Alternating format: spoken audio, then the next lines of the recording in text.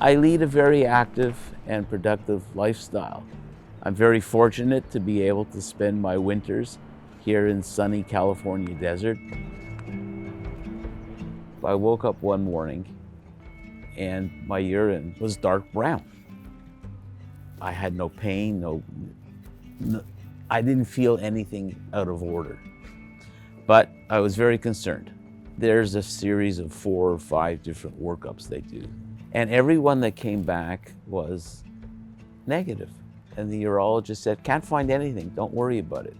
He wrote something down on a piece of paper and he said, next time you have an episode of dark urine, which is typically first thing in the morning, he said, the clinic here at the hospital is 724.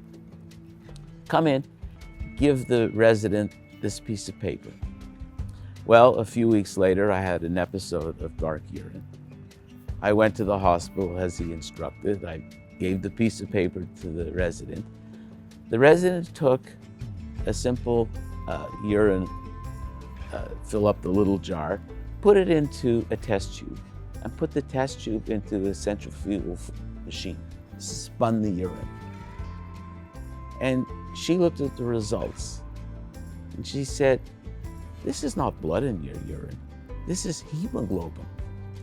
She did a normal CBC, complete blood count, said, take this and go to your hematologist.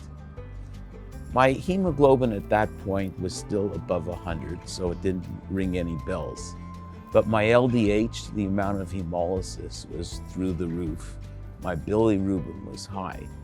And the hematologist, even though he had only seen one patient prior to me with PNH, did some tests and came back and he said, you have PNH. Hey. Other than periodic episodes of dark urine, I was basically very fortunate to be symptom-free. I was able to function pretty much and keep my active lifestyle that I had at that time. As the years ticked away, the hemoglobin started to drop, and I started to need transfusions when it hit 60 or 70. I was reluctant to be on treatment because of the schedule, and I kept putting it off. I kept trying to fool myself that I didn't need treatment.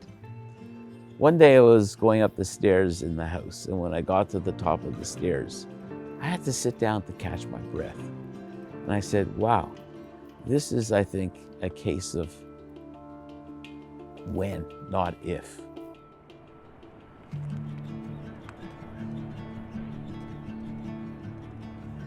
Every treatment will not perform optimally for every patient.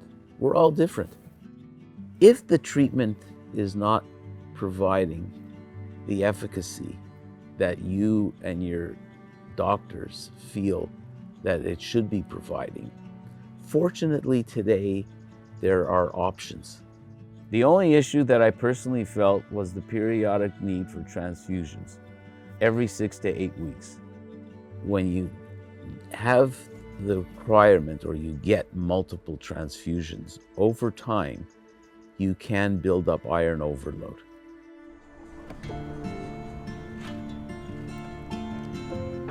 Having the requirement of transfusions has its repercussions. So you may have to change the treatment, your PNH treatment that you're on, that will address the requirement for blood transfusions. So patients really have to advocate for themselves.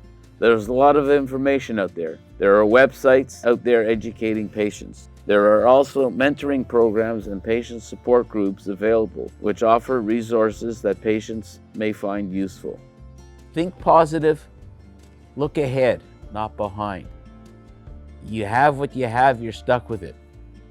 But you can make the best of it and have a great life.